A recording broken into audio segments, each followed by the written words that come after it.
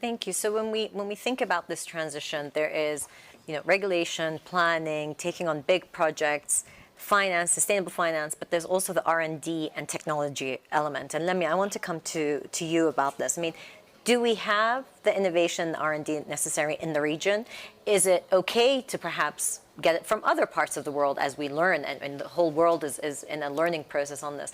Talk to us about the R&D in the region. Thank you very much, Mina. First of all, thanks for bringing the voice of research and development in academia on such a very important panel, because unless we work together, I mean, that's the first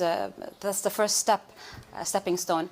As you said, as you mentioned, there's what I call the triangle that will make the research actually really feed into industry, which Noah al-Harari explains beautifully in his book Homo Sapiens in the last chapter, is the integration of government, private sector, and research and development, which I can see already beautifully laid out in this panel. We have government, we have private sector, and we have the research. And it's because we can have great research, we can have outstanding results, but if we don't have the investors, investing in this research, if we don't have the government legislations that support that research, it won't go anywhere. And I'm glad to say that this has been there's so much awareness of this now.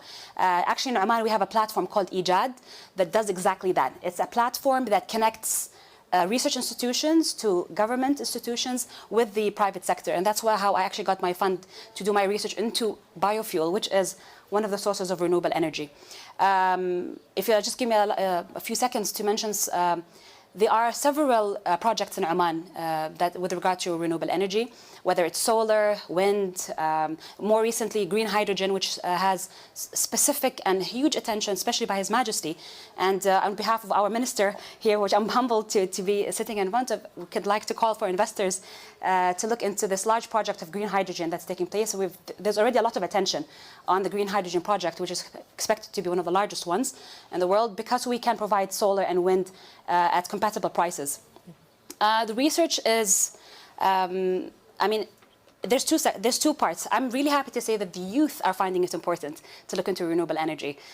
We have SMEs working on these projects. We have students graduating with the graduating projects on it. So the research is there, and it's accelerating because of the attention given by the government and the private sector. But unless we have that triangle, it wouldn't reach very far. And I'm happy that this panel is giving that attention.